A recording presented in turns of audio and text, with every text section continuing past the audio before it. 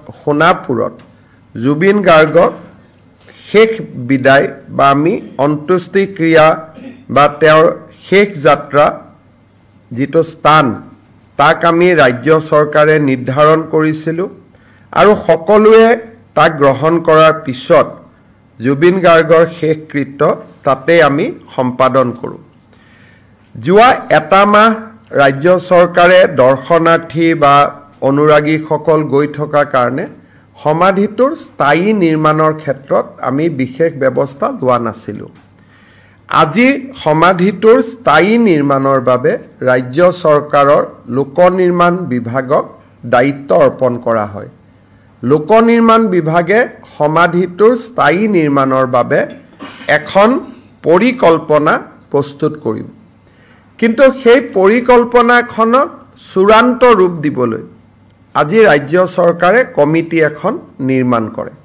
অৰ্থাৎ কেনেকৈ হ'ব তাৰ প্লেনিংটো সেই কমিটিখনে অনুমোদন কৰাৰ পিছতহে ৰাজ্য চৰকাৰে ৰূপায়ণ কৰিব পাৰিব। বিভাগটো হ'ব PWD, কিন্তু কৰিব লাগিব as per direction of this committee.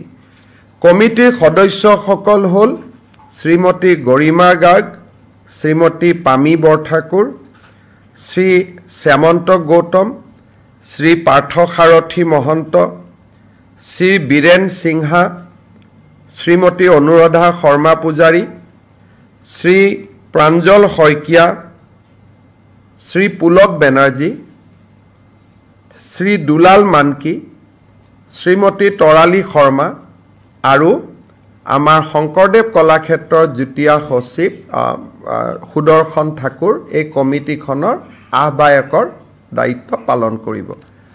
আকৌ এবাৰ ক'ব লাগিব, শ্ৰীমতী গৰিমা গাৰ্গ, পামী বৰঠাকুৰ, শ্যামন্ত গৌতম, পাৰ্থসাৰথী মহন্ত, বীৰেন সিংহা, অনুৰাধা শৰ্মা পূজাৰী, প্ৰাঞ্জল শইকীয়া, পুলক বেনাৰ্জী, দুলাল মানকি, তৰালী শৰ্মা আৰু সুদৰ্শন ঠাকুৰে এই কমিটিখনৰ আহ্বায়ক বা সচিবৰ দায়িত্ব পালন কৰিব।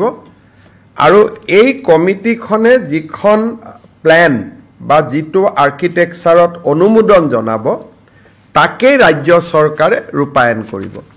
আমি ভাবোঁ যে অহা এমাহ বা ডেৰ মাহ বা দুমাহৰ ভিতৰত যদি পৰিকল্পনাখন প্ৰস্তুত হৈ উঠে, লগে লগে আমি সমাধি ক্ষেত্ৰৰ স্থায়ী নিৰ্মাণৰ বাবে আমি আগুৱাই যাব পাৰিম।